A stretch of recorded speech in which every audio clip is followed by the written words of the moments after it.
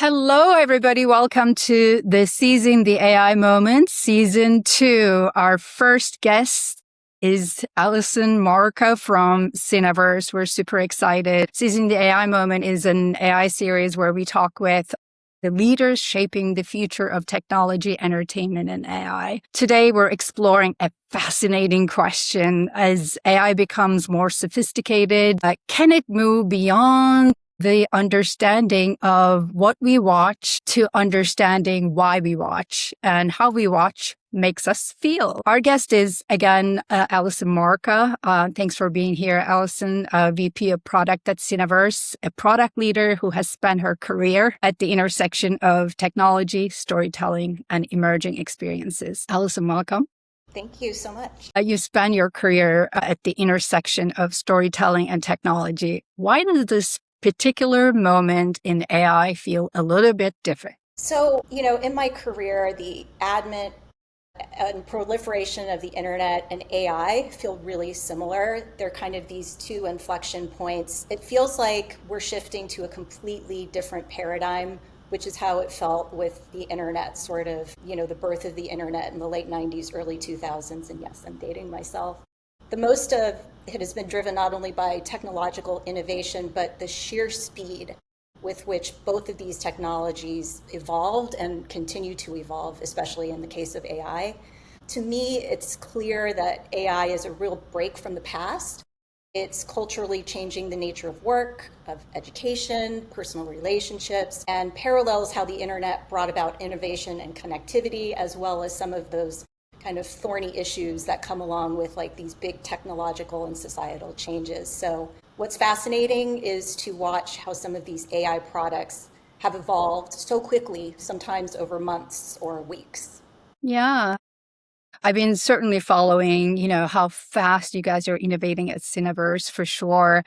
And really paying attention to also this is a paradigm shift in technology, enabling technology.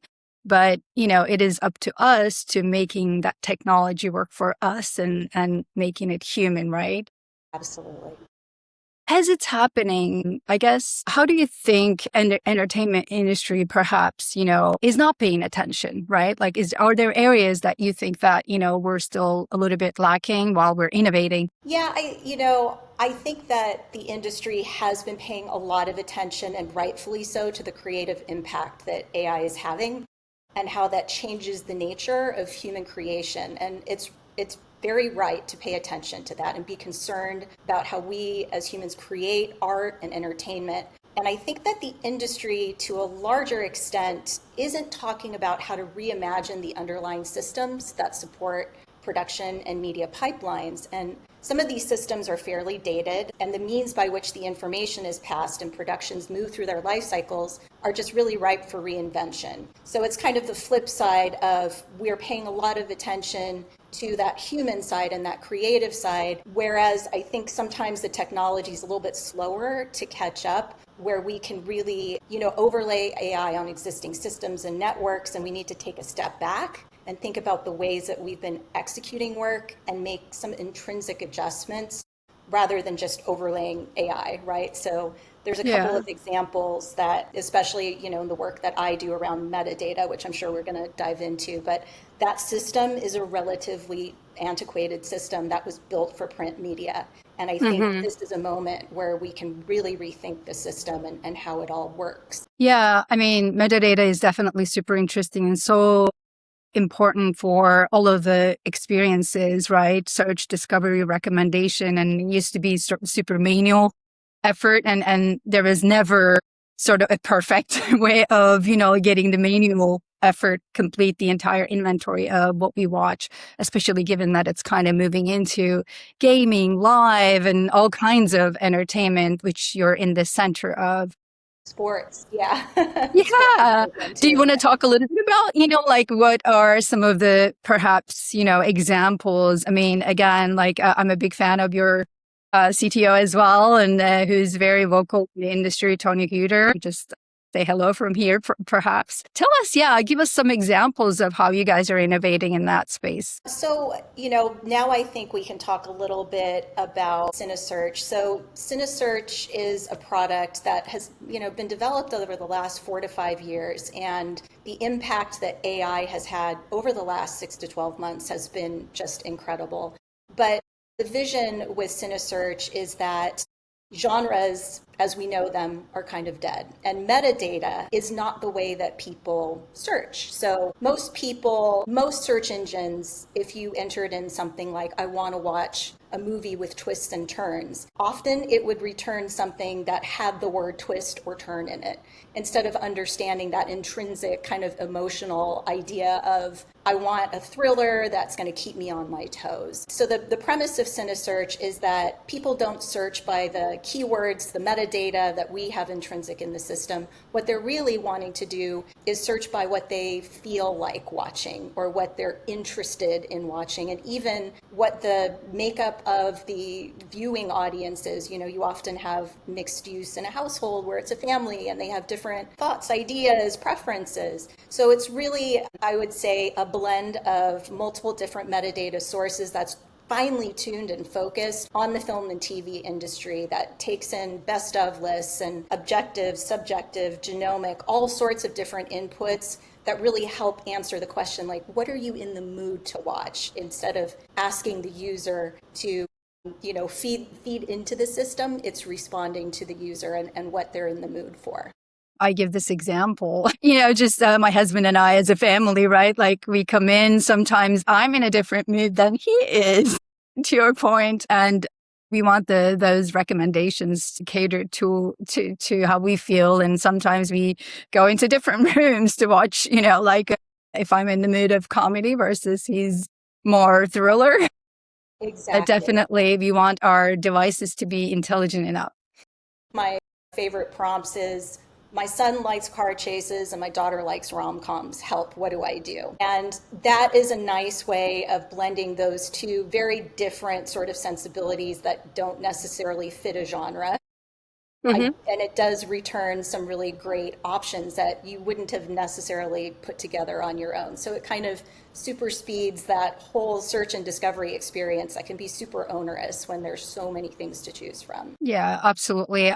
We're going to get into that a little bit. I'd like to know sort of also the tech behind it and how you guys achieve that, as well as perhaps research and other things. But just wanted to kind of, talk a little bit about the AI aspect. I mean, I'm experienced in sort of like being, working in the entertainment industry so long myself. Last year was all about sort of, experimentation and pilots, and this year is a little bit moving into enterprise enablement across media organizations to, again, always customer and the consumer and audience in mind. Just curious, in general, AI, what's something that you perhaps believed a year ago about AI, but completely changed your mind about? So it's interesting that you give it a year, because that's exactly how long I've been with the company. So what I've learned about AI is just how quickly the models evolve and how flexible you need to be in the architecture of your product. So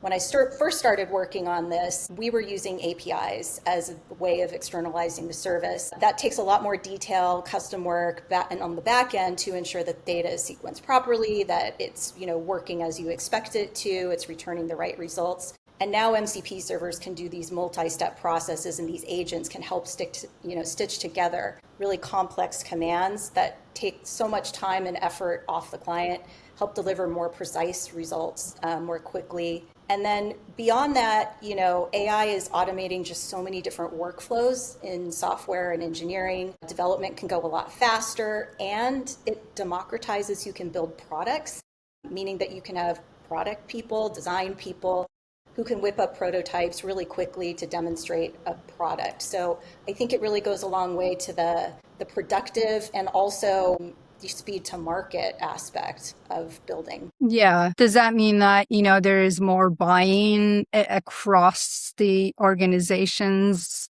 Absolutely. You will? Yeah, absolutely. And, we use it when we build comps, frankly. We have a SaaS business where, we're building some of the customer interfaces, and it's a lot faster than, having a designer sit down and do it. And obviously, when you can see it and play with it, it makes a huge difference, and you can get to those decision points a lot quicker. Yeah. So let's talk a little bit about discovery based on the news. And I mean, I really think that Cineverse is doing something special in the industry around content discovery. What problem were you guys trying to solve that traditional search? You kind of mentioned this, but we want to get into it a bit. Traditional search and recommendations wasn't necessarily addressing. Right.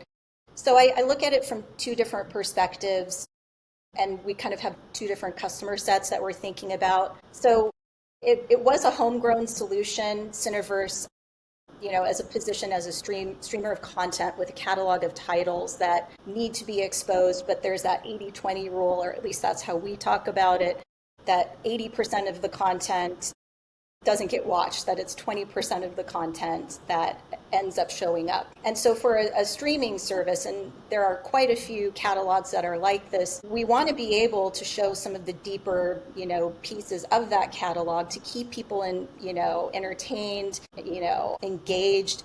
And so using this as a way for a catalog to just continue to bring users back and keep them watching was one of the main reasons. And then from a user perspective, really understanding the pain that you have as a consumer trying to find something to watch. It's almost like an embarrassment of riches, right? You spend so much time, 15, 20 minutes, and then you end up watching Friends or something, the same thing that you've seen.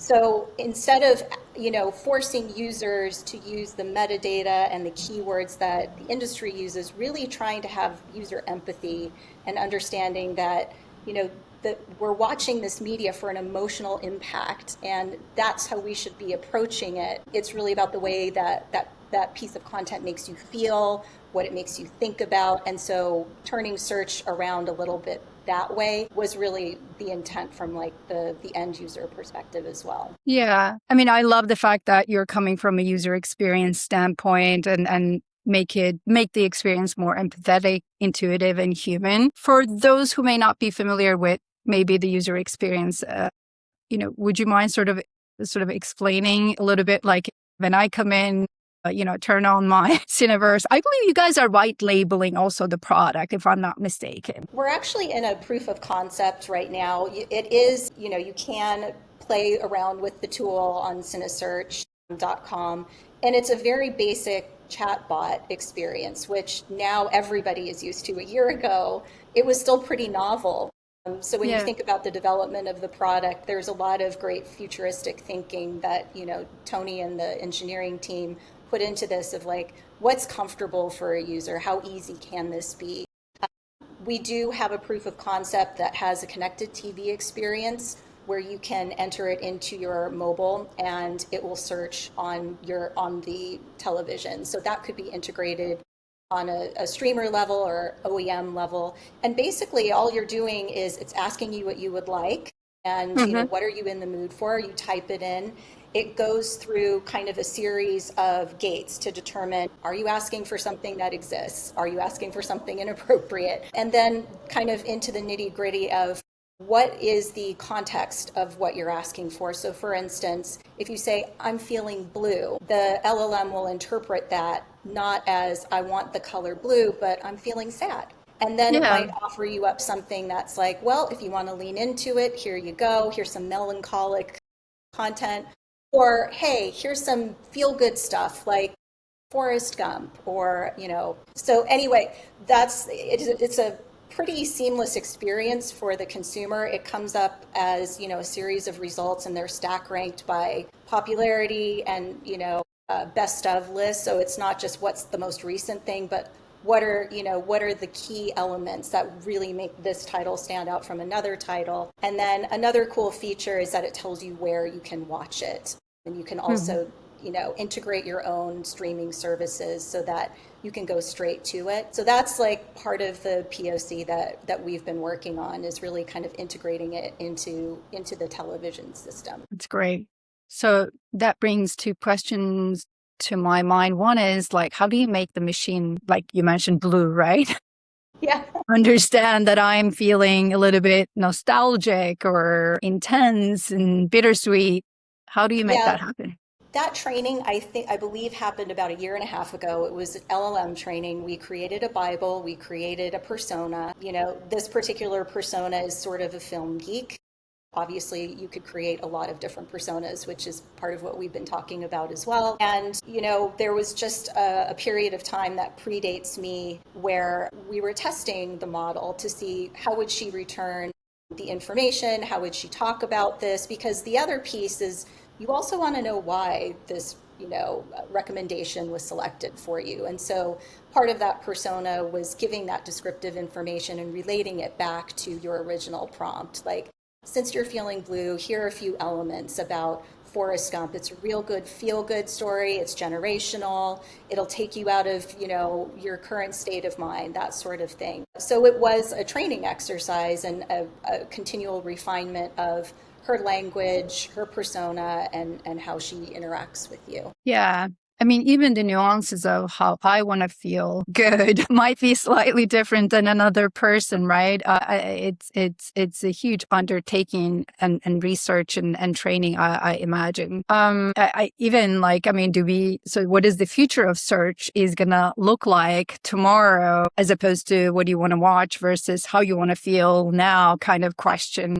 Is there a future vision? I mean, even beyond what we were talking about? I have my own ideas, and they're kind of along the lines of that end-to-end experience, right? And I think, we spend a lot of time home viewing. I think there's this idea of an entertainment concierge, that it's anticipating what you're going to be doing before, during, and after. And I'll give you an example. I had a friend over last weekend. We determined we were watching Overboard from 1987. And I was not using CineSearch, but if you had a fully integrated experience, you could say, make me a menu, deliver my, recipes. At this point in the movie, maybe you want to go and mix yourself a new drink or something that's tailored to this particular movie, so that it is that kind of more immersive environment. Location-based experiences do this a little bit as well, where they're kind of anticipating your movement through the media, or if you're at a theme park, your entrance and exit out of the park.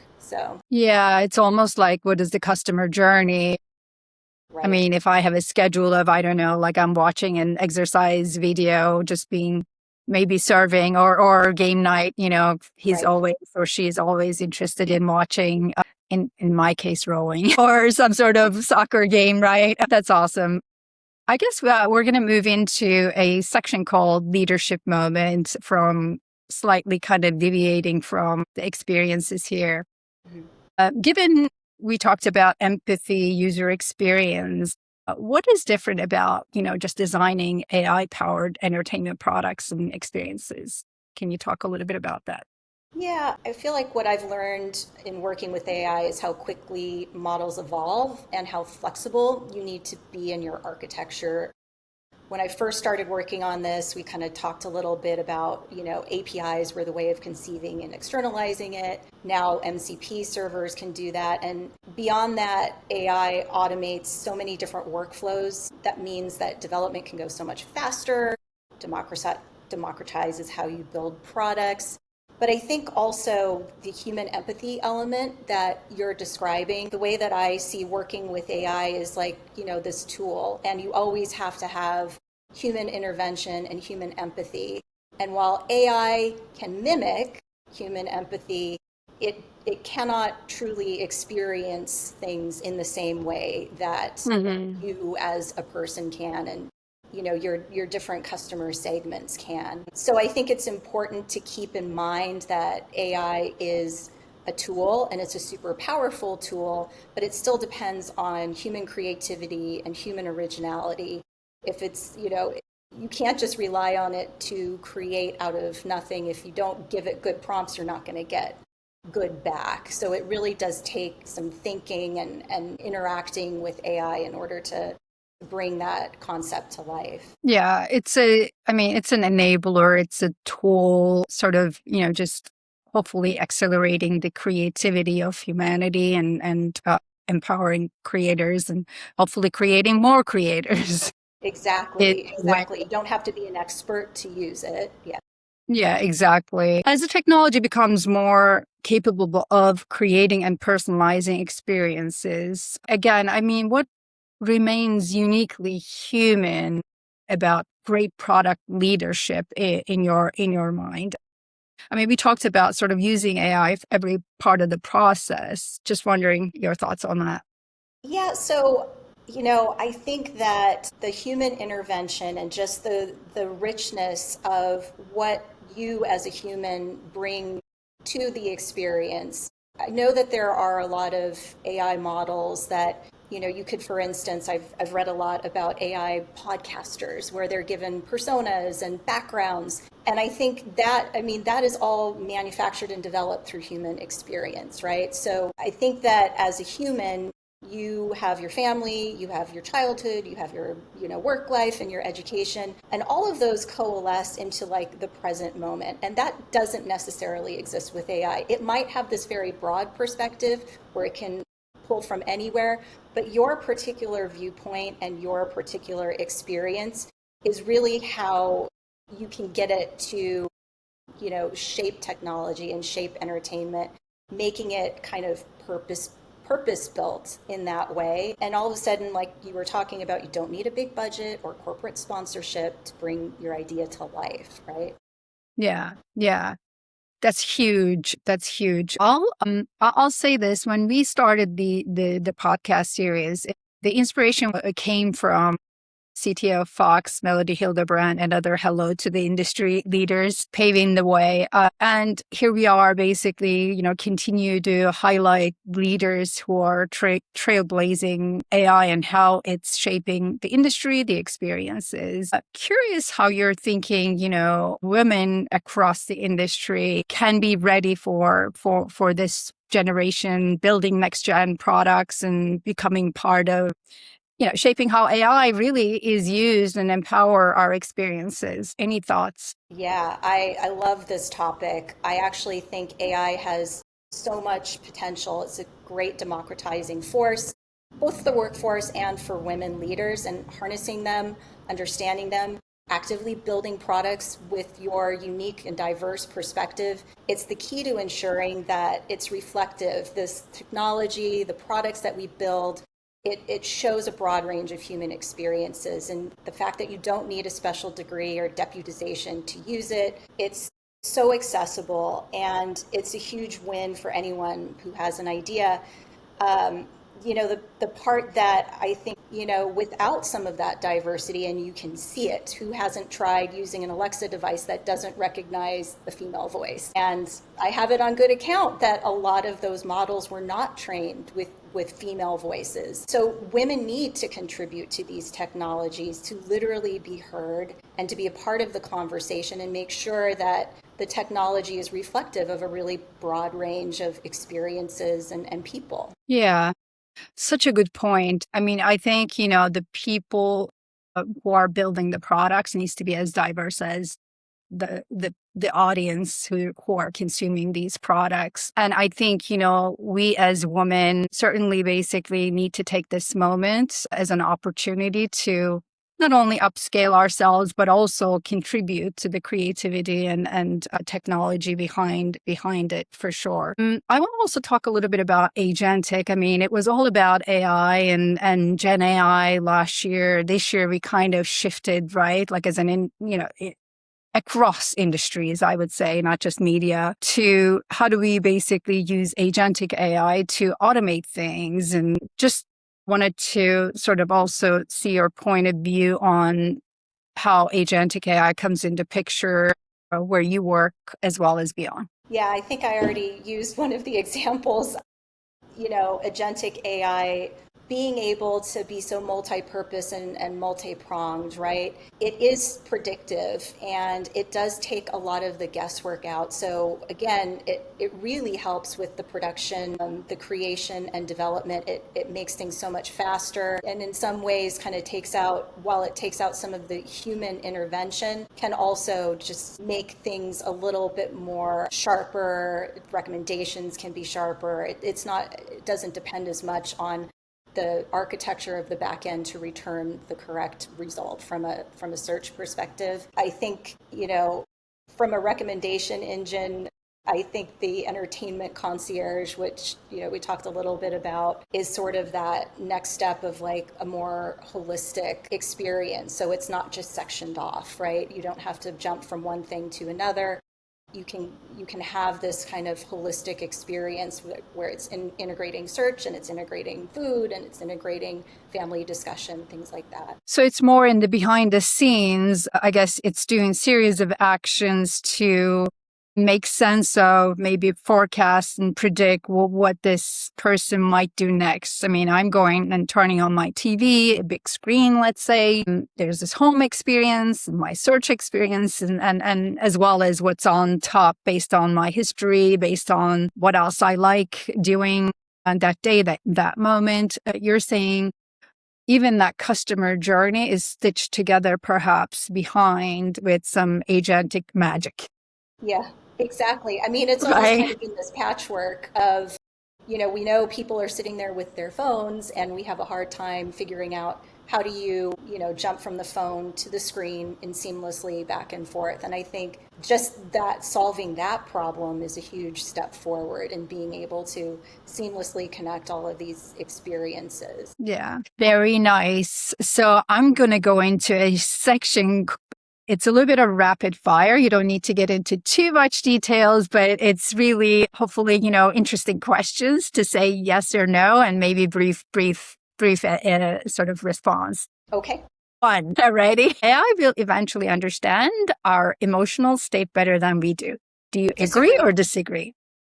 Okay. I'm a humanist. I believe that AI, while it can be predictive and it can mimic human experience, that it cannot replace it. So that is my stance. I think, it's not. And you're sticking with it. I am. And there's always that back and forth with technology and the humanities. And I think feelings are intrinsic to what it means to be human. And so I don't think that you can translate the human brain into code. It's just, they're not the same elements. The future of content discovery is going to be, how do you want to feel? Agree or disagree? I definitely agree with that. We've talked a lot about keywords, outdated concepts, and really just that emotional resonance, why you go to the movies, why you turn on the TV. Yeah, that is absolutely the direction we should be going. It took me a while to watch Hamnet. I just needed to be in the right state of mind. Yes. And I enjoyed it a lot. For sure. Even Odyssey, right? I took probably 2 weeks, like, hey, I just want to feel the right feelings to go to the movie theater and watch it in the 70 millimeter, right? Did you remember where you were when you watched Hamnet? Because I had exactly the same experience. I knew I needed to watch it. And there was a Monday night that I sat down and I had 2 hours, and my husband looked at me and said, oh my gosh, why did you do this to yourself? I'm like, but it's good to feel this. Like, it's a wonderful movie, but you had to have the emotional space to be able to do that. Absolutely. AI will make more people creative. Agree, disagree? Agree. With a caveat that it enables creativity but cannot replace it. Again, like the human experience, you pull from so many different arenas and they're felt differently by everyone. So I think it's an awesome tool. It's great for creativity. It's great for productivity. So yeah, it will. The biggest risk in AI isn't the entertainment jobs being lost, but it's losing human originality. Agree? I definitely agree with that. And I think we have an active role to play in shaping how it integrates with our originality and helps us expand and become kind of, more than what we could do on our own. But your experience and history and creativity and originality has to kind of continually be refined by humans. Otherwise, you kind of lose your faculties, right? It's a muscle that you have to keep exercising. So, Yeah. I mean, even it's fascinating to me that small business owners, right, now is able to do, I mean, advertise on TV, right? Or spin up if they have a great idea, spin up a, mobile app around yes, things in a matter of seconds. I mean, not seconds, of course, but, just hours a day. It's fascinating if we were to focus on sort of what is it that this tool set or technology could enable for us. It's a mind shift that is required, but such an enabler. absolutely. Would you rather to have AI knows exactly what you love or an AI that surprises you? Can I have both? Exactly. Why not, right?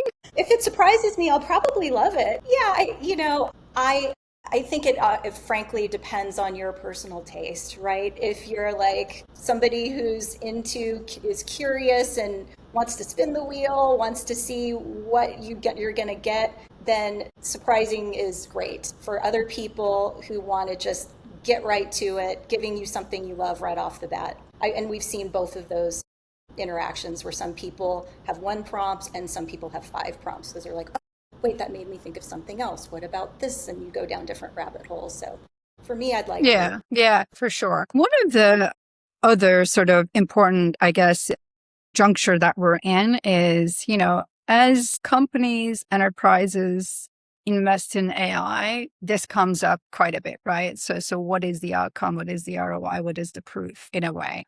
What tells you that an AI product is actually working? So I think there's a couple of different metrics. One of them is repeated use. Do people come back? The fidelity of the results. Am I getting the thing that I'm asking for? And then the time on task. The last one is interesting because the time on task is fungible. It could be you found exactly what you wanted and you're off and you know that somebody is, connected to their streaming service and they've watched. That is absolute perfection. But in the same breath, it's also great if somebody is repeatedly using in the same section to refine, to explore, to get to something that they didn't necessarily think of themselves. That's also a positive result.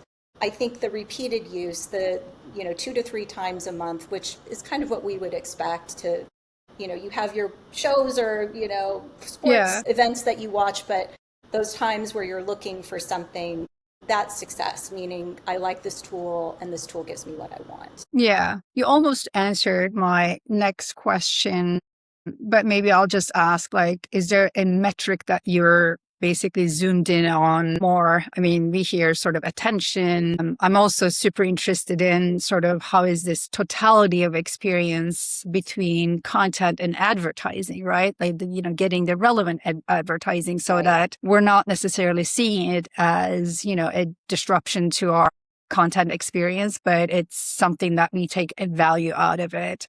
So even measuring that is like, it used to be more sort of ratings. Now it's basically, just we're trying to discover what that metric should be. Is it the click through? Is it the watch? Is it the sort of, attention metrics? Is it the outcome, right? Right. That somebody goes and purchases something. Right. Is there a metric that you're personally paying attention to in your day to day? I mean, I think the attention part is just kind of pervasive. That's the new economy is sort of based off of attention. Influencers, people who get paid for getting you to watch them. It's the same sort of metric. How do, if somebody clicks through and actually starts watching, completes watching something, then we've done our job. I also feel like you can see it in real time how much better the metric of fidelity has gotten. So 6 months ago, I could have asked a streaming service or chat GPT the same questions and not have gotten good results. And you can see that the fidelity of the results is really starting to catch up. So this whole idea of the emotional response and really trying to take apart what a user is asking for, not what you can serve back to them, the leaps and bounds in like this kind of intent and emotion, and that understanding of emotional context is a metric, kind of like attention, I guess you could say, but